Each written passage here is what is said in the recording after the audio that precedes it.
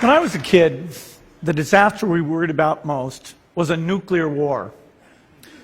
That's why we had a barrel like this down in our basement, filled with cans of food and water.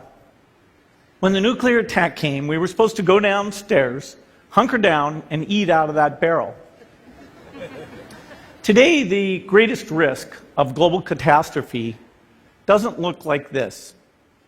Instead, it looks like this. If anything kills over 10 million people in the next few decades, it's most likely to be a highly infectious virus rather than a war. Not missiles, but microbes. Now, part of the reason for this is that we have invested a huge amount in nuclear deterrence, but we've actually invested very little in a system to stop an epidemic.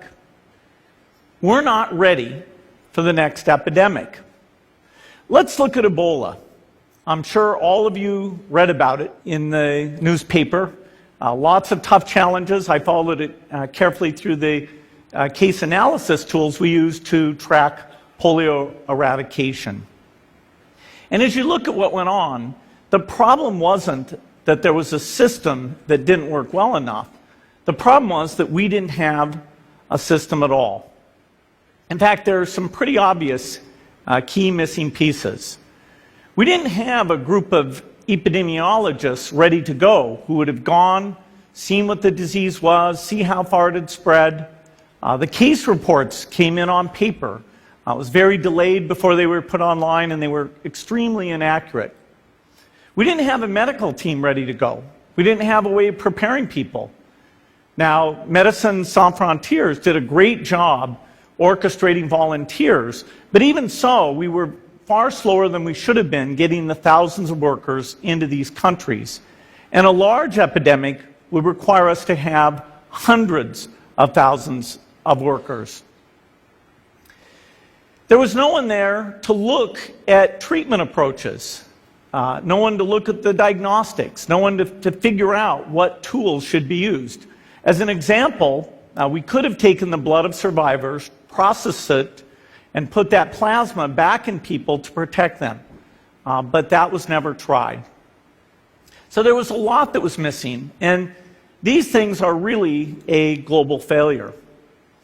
The WHO is funded to monitor epidemics, but not to do these things I talked about.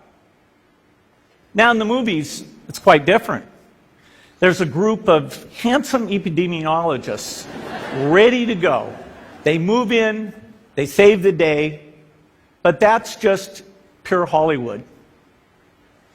The failure to prepare could allow the next epidemic to be dramatically more devastating than Ebola. Let's look at the progression of Ebola over this year. About 10,000 people died, and nearly all were in the 3 West African countries. There's 3 reasons why it didn't spread more. The first is there was a lot of heroic work by the health workers. They found the people and they prevented more infections. The second is the nature of the virus. Ebola does not spread through the air. And by the time you're contagious, most people are so sick that they're bedridden. Third, it didn't get into many urban areas, and that was just luck. If it had gotten into a lot more urban areas, the case numbers would have been much larger. So next time, we might not be so lucky. You can have a virus where people feel well enough while they're infectious that they get on a plane or they go to a market. The source of the virus could be a natural epidemic like Ebola, or it could be bioterrorism. And so there are things that would literally make things 1,000 times worse. In fact, let's look at a model of a virus spread through the air like the Spanish flu back in 1918. So here's what would happen.